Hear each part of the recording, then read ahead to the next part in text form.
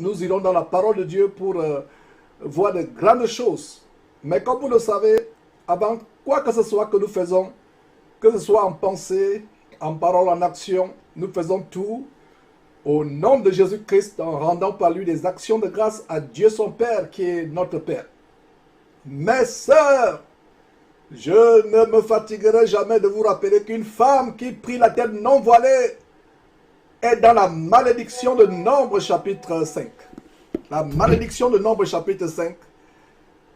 Une femme qui se présente devant l'Éternel à tête nue est en jugement.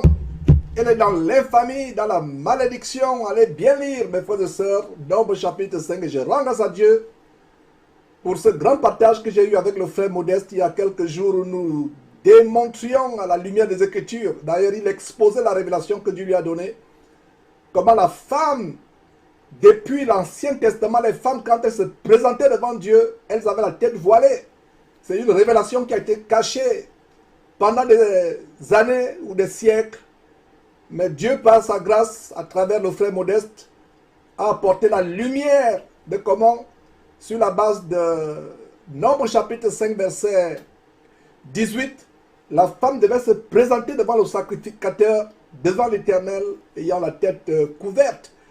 Et quand elle était accusée d'adultère, de fornication, d'adultère par son mari qui avait un esprit de jalousie, en présence du sacrificateur, on devait enlever son foulard, ce qui était une marque de honte, une marque d'infamie.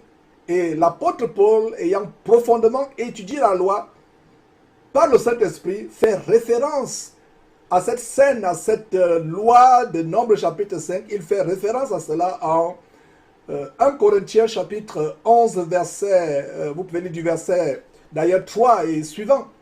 Donc c'est une honte et une abomination et une grande injure adressée à Dieu pour une femme de prier la tête non voilée. Ma sœur, il serait mieux pour toi de te taire que d'entrer dans la présence de Dieu par les cantiques, par la prière ou par la prophétie en étant nu.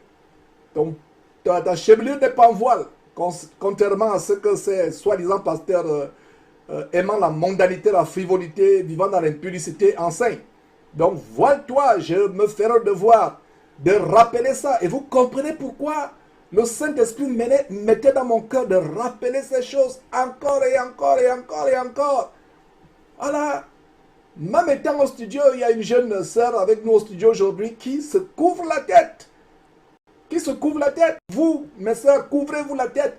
Et pour les frères, comme nous allons commencer cette prière, si vous avez quelque chose sur votre tête, une casquette, un chapeau, un képi, si vous êtes militaire ou policier, un béret, enlevez ces choses, une chéchia. Ne commettez pas le risque d'insulter Dieu sur la base de 1 Corinthiens chapitre 11, verset 4, qui dit que l'homme qui prie la tête couverte déshonore, insulte son chef Jésus-Christ et Dieu au final.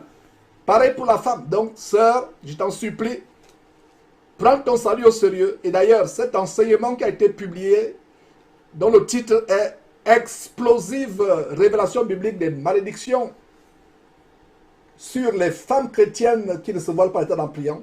Allez suivre, mes frères et sœurs, cet enseignement. Multipliez cet enseignement, distribuez-le autour de vous.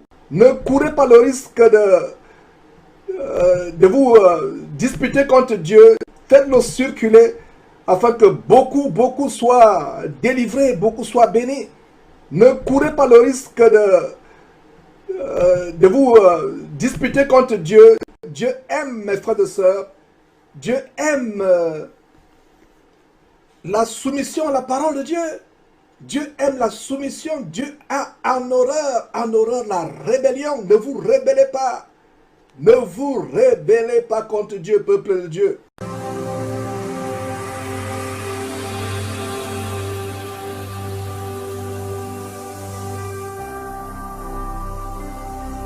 Jésus-Christ TV, vous connaîtrez la vérité et la vérité vous affranchira.